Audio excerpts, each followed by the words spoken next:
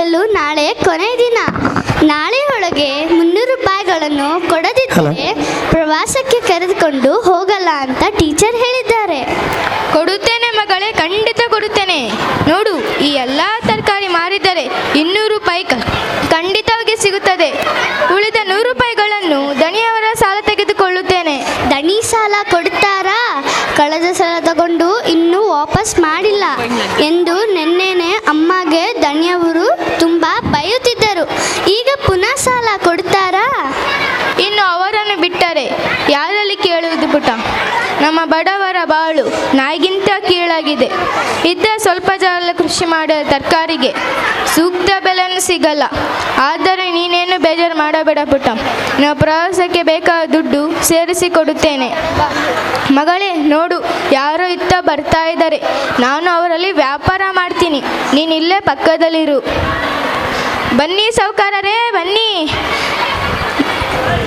ನೋಡಿ, ತಾಜಾ ತರಕಾರಿ ಇದೆ. ತಾಜಾ ಬೆಂಡೆಕಾಯಿ, ಎಳಸದ ಹಾಗಲಕಾಯಿ ಹಾಗೂ ಸ್ವಲ್ಪ ತೊಂಡೆಕಾಯಿ ಇದೆ. ಎಲ್ಲ ನಾವೇ ಬೆಳೆಸಿದ್ದು, ಸರ್ಕಾರಿ ಗೊಬ್ಬರ ಹಾಕದೆ ಮನೆ ಗೊಬ್ಬರ ಹಾಕಿ ಬೆಳೆಸಿದ ತರಕಾರಿ ಸ್ವಾಮಿ. ಸ್ವಲ್ಪ ಮೆಂತ್ಯ ಸೊಪ್ಪು ಇದೆ. ತರಕಾರಿ ತಾಜಾ ಇದೆ ತಾನೇ? ಹೌದು ಸಾಹುಕಾರರೇ, ಫ್ರೆಶ್ ಇದೆ. ನಮ್ಮ ಜಾಗದಲ್ಲಿ ಕೃಷಿ ಮಾಡಿದ್ದು.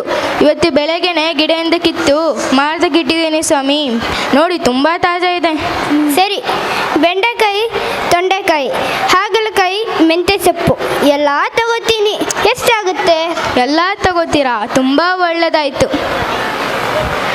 ಸಾಹುಕಾರರೇ. ನೀವೆಲ್ಲ ತಗೊಂಡ್ರೆ 250 ರೂಪಾಯಿ ಆಗುತ್ತೆ. ಆದರೆ ನೀವು 200 ರೂಪಾಯಿ ಕೊಡಿ ಸಾಕು. ಏನು, ಈ ತರಕಾರಿಗೆ 200 ರೂಪಾಯ? ಅಯ್ಯೋ, ಇದು ತುಂಬ ದುಬಾರಿ ಆಯಿತು. ಇಲ್ಲ ಸಾಹುಕಾರರೇ, ಇಲ್ಲ. ಮಾರ್ಕೆಟ್ನಲ್ಲಿ ಇಷ್ಟು ತರಕಾರಿಗೆ 350 ರೂಪಾಯಿ ಬೆಲೆ ಇದೆ. ನಾವು ನಮ್ಮ ಜಾಗ ಕೃಷಿ ಮಾಡಿದ್ದರಿಂದ ನಾನು ಕಡಿಮೆ ಬೆಲೆಗೆ ಕೊಡ್ತಿದ್ದೇನೆ. ಇದಕ್ಕಿಂತ ಕಡಿಮೆ ಬೆಲೆಗೆ ಕೊಟ್ಟರೆ ನಮಗೇನು ಉಳಿಯೋದಿಲ್ಲ. ಅದೆಲ್ಲ ನನಗೆ ಗೊತ್ತಿಲ್ಲ. ಹೊತ್ತು ಮುಳುಗಿ ಕತ್ಲಾಗ್ತಾ ಬಂತು. ಇನ್ನು ನನ್ನನ್ನು ಬಿಟ್ಟರೆ ಈ ದಾರಿಯಲ್ಲಿ ಬಂದು ನಿನ್ನ ತರಕಾರಿಯನ್ನು ಕೊಂಡುಕೊಳ್ಳೋರು ಯಾರೂ ಇಲ್ಲ ಅಂತ ನನಗೆ ಅನ್ನಿಸುತ್ತದೆ.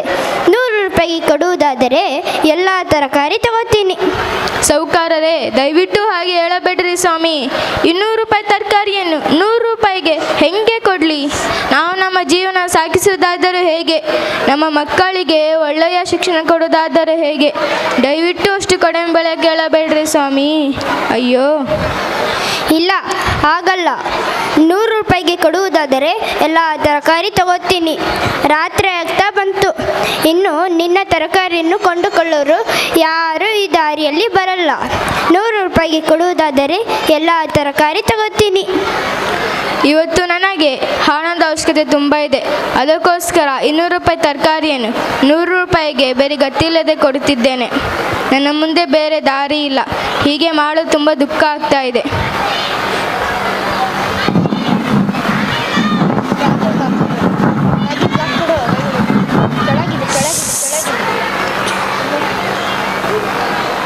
ಮೋಹನ್,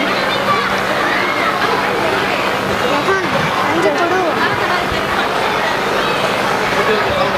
ಮೋಹನ್, ಹಂಗೆ ಕೊಡು.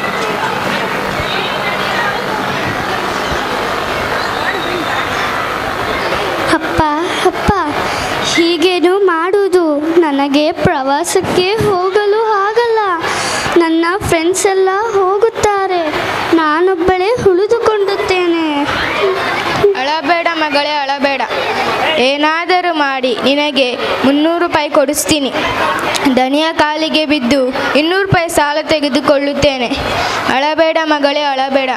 ನನ್ನ ಕಣ್ಣಲ್ಲಿ ಕಣ್ಣೀರು ನೋಡಲು ನನಗೆ ಆಗಲ್ಲ.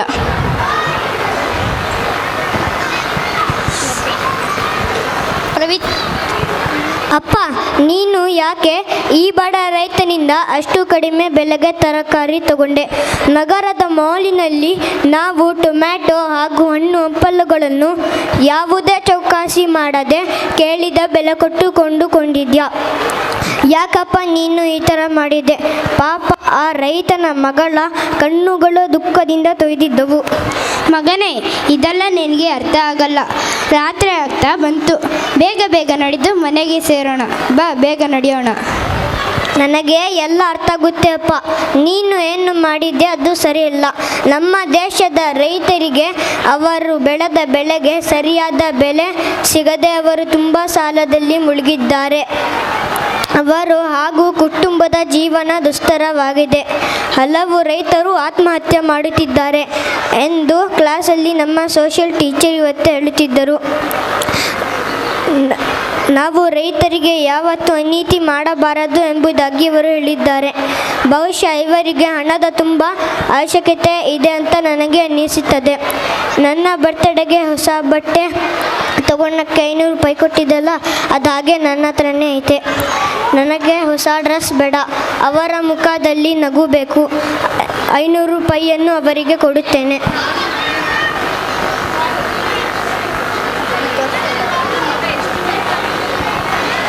ಬೇಡ ಮಗನೇ, ಬೇಡ ಬೇಡ.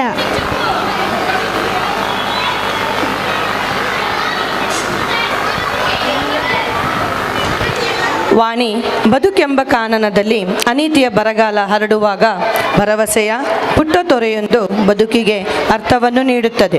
ಅಪರಿಚಿತ ಹೃದಯಗಳು ಪರಸ್ಪರ ಮಿಡಿದಾಗ ಬಾಡಿದ ಮೊಗಗಳು ಅರಳುತ್ತವೆ. ಜೀವನ ಸಂಬಂಧಗಳ ಮಿಲನವಾಗುತ್ತದೆ. ಪ್ರಪಂಚ ಪ್ರೀತಿಯ ನಾಗರಿಕತೆಯತ್ತ ಹೆಜ್ಜೆ ಹಾಕುತ್ತದೆ. ಧನ್ಯವಾದಗಳು.